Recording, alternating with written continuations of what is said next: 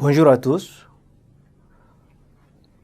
Chers élèves, dans la séquence précédente, nous avons eu à parler sur l'ensemble des nombres rationnels.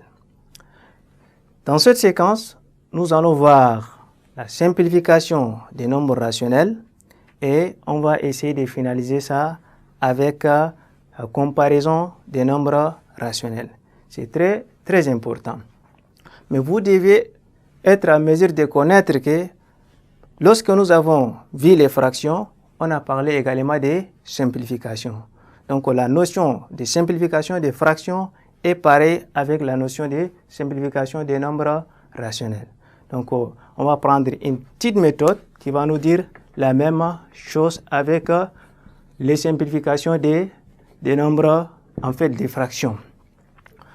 Pour simplifier un nombre rationnel, il suffit seulement d'écrire ou bien de chercher les diviseurs communs du numérateur et du dénominateur de la fraction à simplifier. C'est-à-dire, il faut chercher le PGCD du numérateur et le PGCD du dénominateur.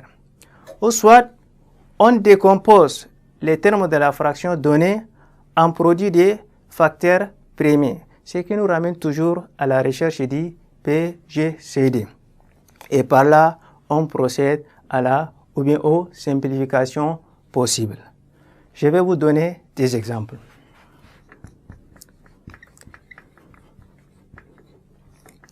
Si je prends, par exemple, moins 18, 24e, je dois chercher la décomposition en produit des facteurs premiers de moins 18, qui va me donner moins 2 fois 3 fois 3, et le 24 qui me donne quoi? Qui me donne 2 fois 2 fois 2 fois 3. Donc, je dois simplifier les éléments qui se répètent. Donc je dois simplifier 2 avec 2, je dois simplifier 3 avec 3.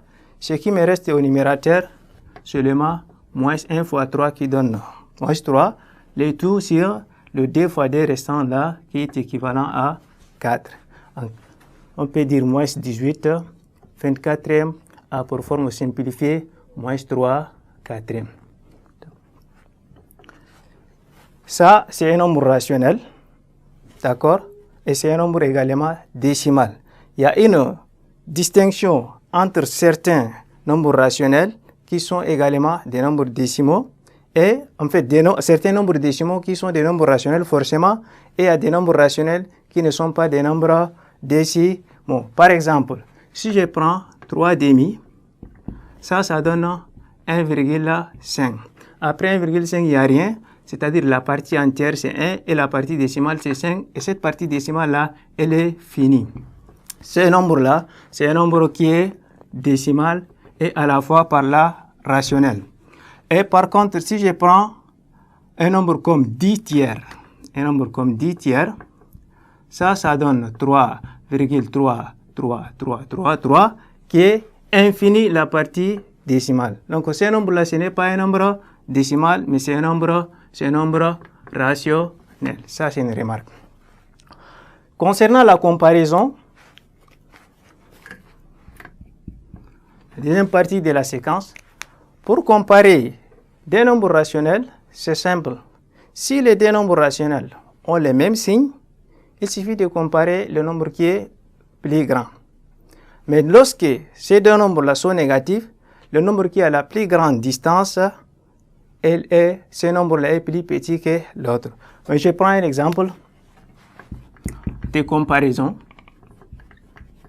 Je vous demande, on va essayer de comparer par exemple 5 tiers avec moins 1 quart. Ici, on n'a même pas besoin de chercher du midi à 14h pour comparer ces deux nombres-là, d'autant plus que l'un est positif, l'autre est négatif. Cela veut dire quoi? Le nombre positif est plus grand que le nombre négatif.